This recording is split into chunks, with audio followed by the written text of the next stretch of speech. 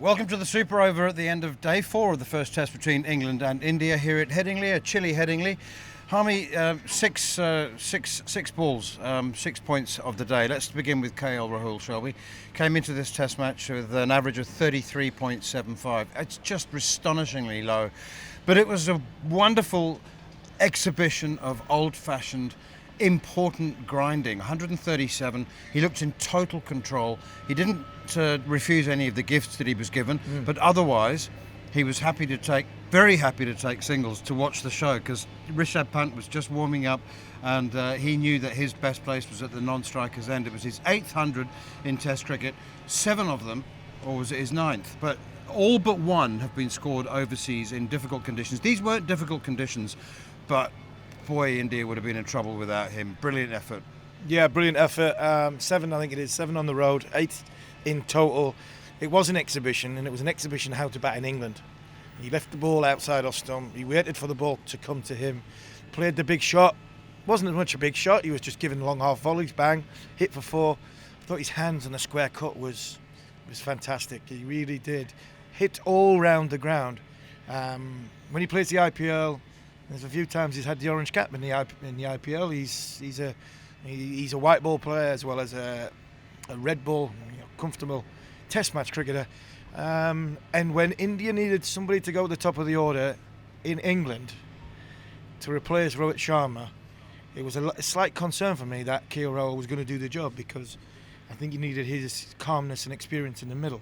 But when he's gone in and opened the baton like that, and the technical ability he has, he probably does fit as an opener in England, because he absorbs the game very, very well. Okay, the second one might be a surprise to you, but my second ball of the day in the Super Over is Chris Woakes.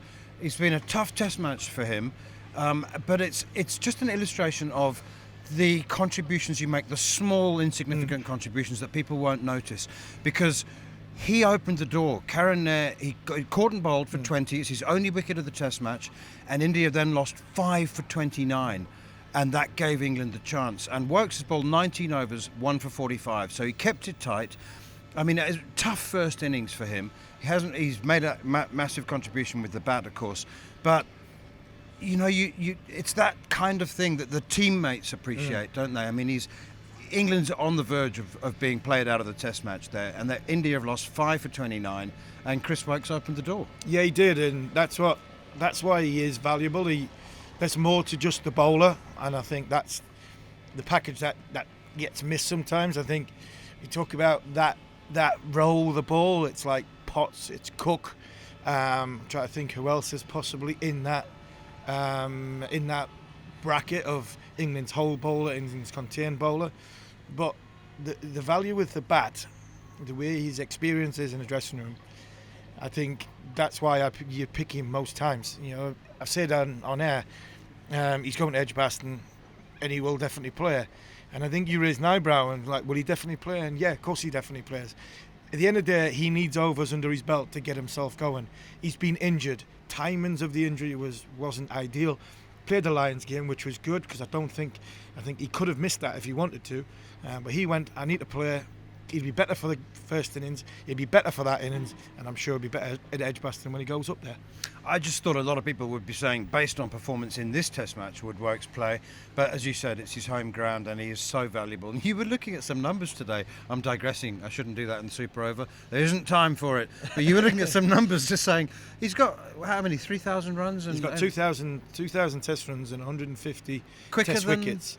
He's got him quicker than... I'm sure who was it? He had them. I think he had them quicker than. He had them quicker than Ben. He had 2,150 wickets quicker than Ben, Test match wise. Obviously, Ben didn't play a great deal of Test cricket when he was from not bowling. So it just shows you how valuable it is. I think he did it five more Test matches than Freddie, 5 more Test matches than somebody else. I think it was 16 more Test matches than Beefy, but he's in that bracket along with, I think, the other ones on that list. Stuart Broad, and Moeen Ali, and they were all valuable contributors to what England was when they were successful. Okay, well, if Chris Woakes opened the door, Josh Tong has led the bugle brigade through it. 3 in and over, 3 wickets in and over. What is it about bowling to tail-enders? Because you enjoyed yourself doing that. Well, he didn't. You talk about the enforcer. He kicked the door in. He didn't even ask. He didn't even knock on the door. Knocked it off its hinges. He just blasted it straight through, and it was off its hinges. I mean, there is an art to clearing a tail out. We seen in what was it, 2001, at Lords, when in that famous victory when India beat England. Mohammad Siraj and Mohammad Shami smashing a last wicket partnership of 60, 50, 60, 70, something like that, to win the game. There is an art to taking tail end wickets, and Josh Tong seems to have found it. Bowl one at their heads, move them out of the way of the stumps, and knock the stumps down. And he did that. 3 wickets and 4 balls, and that has given England an outside chance. Okay, we can't keep Rishabh Pant out of our super over. 800s now for him. Only Andy Flower of wicket-keepers has scored 100 in both innings in a test match. He made 142 and 199 against South Africa at Harare Sports Club. But we were chatting on air, weren't we, about whether we can talk about Rishabh Pant amongst the greats. I've got this sort of unwritten rule that you've got to be 30 before you can be a great. But he's only 27. But he is a great. He is. He's a great character. That's the thing I like about him. The game needs characters. And coming into this series, I thought he's going to be the pantomime villain. I think he's the one in 5 test matches the crowd are going to love to wind up and get at, like they did for Virat. And I think that's a sign of respect. It's not me trying to be clever towards sort of Rishabh Pant, or whenever a good player comes to town, or an exciting character, an explosive, some show, like Virat Kohli, with him not being there, somebody was going to get it. And I thought it might be Rishabh Pant, and he's certainly getting it the right way, because that was two fantastic knocks. And where we're standing right now, you had Ravi Shastri. Right next to Ravi Shastri, you had Sunil Gavaskar. 2 unbelievably great men of Indian cricket, 2 legends of the game. And the joy on Sunny's face. I mean, the joy on Sunny's face I'll never forget that. And Sunny's a legend. He's a god of India, along with Sachin. And the joy on his face when he was celebrating that Rishabh Pant, that was worth being up here for. He was asking him to do the forward somersault, but I think Pant had enough. I think his body was knackered. I think he'd had enough. I think he had swung himself off his feet far too many times to start doing forward roly-polies. But at the end of the day, his box office, he's put India in a position. It's been a memorable. Headingley always brings something special. Whether it was Stokes, we're both them and stuff like that. If India are to win here, it'll go down as probably the Rishabh Pant test match. I'm not sure that he knows what he's going to do next. So how do England? Exactly. I was the same. I was a bowler. That was the fun of the fair. It was one down there. And I always used to say, as long as it was fast, if I've got no idea, well, you've got less idea 22 yards away. I mean, he is the same. I mean, whenever he's sort of indecisive, that's when he got himself into trouble. When he came down the wicket, even all guns blazing, he got a top edge on it and it flew off, but he had a plan and he fulfilled everything he was trying to do that way. And actually, in all of it, he was quite solid in defence as well. There was times where there was passages of play where he didn't go anywhere, just got in behind it, blocked it.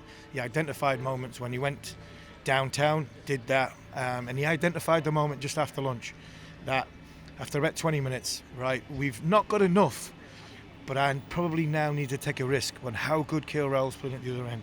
I'll take a risk and see if I can get some runs quickly, and he's took the game away from England. Okay, 2 to go. 5th ball of the super over, Shoaib Bashir. Let's talk about him. People will say 4th afternoon on test match, England need their spinner to come to the party. They need him to challenge.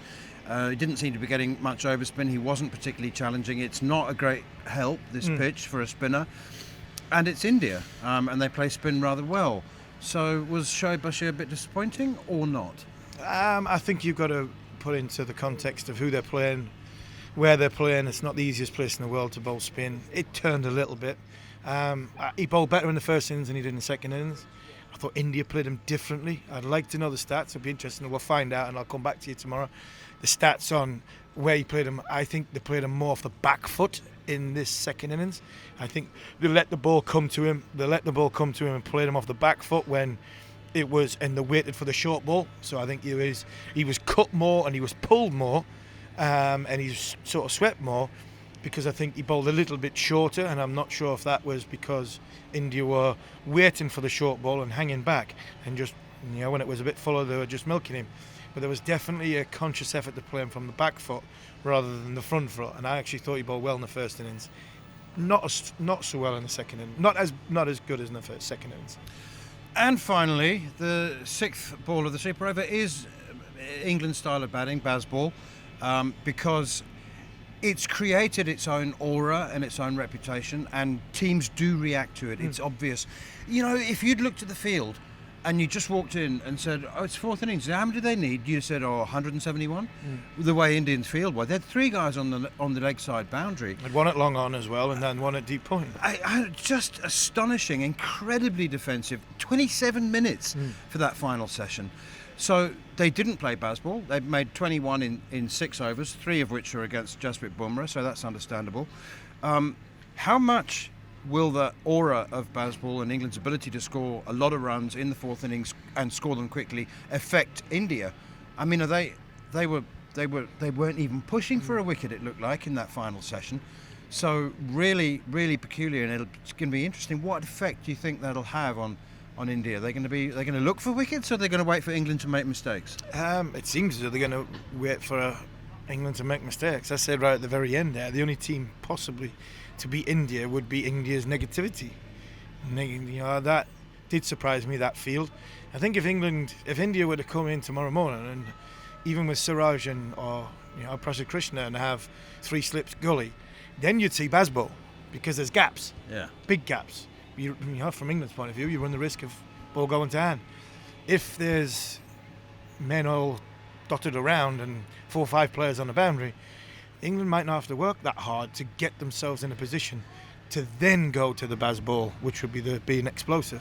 By then, the horse might have bolted, and India will be in the middle of the afternoon. England 1-2 down, ball 40 overs old, getting softer, and all of a sudden you're looking at India being even more defensive to try and save the game. So that would be something I'd reflect on if I was in the Indian camp. Moni Morkel and Ryan Tenduskarter, who we know better. I think I'd be saying to them, look, risk a bit in the first 6-8 overs, because that you'll get rewarded, rather than just having everybody on the boundary and waiting for England to make a mistake. That is going to be the crucial thing for tomorrow, and where that pans out to be. Sorry, I'm laughing because 350 on the first day is regarded as a really good day with the bat. 350 on the 5th day, and yet here we are. I'm asking you, are they going to win? I think England will fall just short, but nothing really give me encouragement with Shubman Gill's fields that they'll be able to put enough pressure on England in that early part, because the game's going to be won in the first hour. If Crawley and Duckett get through that first hour, then India are going to have to wait for England to make a mistake. And what we've seen on this wicket so far, it's been about mistakes. India have been blown away twice. England won't make that mistake because they've got batters batting all the way down to number 9. So if they can have a good first session, you never know. You just never know. Whatever happens by this time tomorrow night, I think we'll have an England win or an India win. I don't think we'll have a draw. Okay, well, yes or no? If England have to play for a draw in the last session, if they can't win it, they have to play for a draw, will they? I don't think they will. I don't think they will. I think England will. England will continue to try play front foot cricket, and they'll feel as though we can get 120 in the first session, 100 in the second session, and with an extra half an hour at the end, you know what? 130 to go, 130 in the last session. They'll see it, game on, it's doable. So that was a no. And that's the Super Over at the end of day 4, first test, Headingley.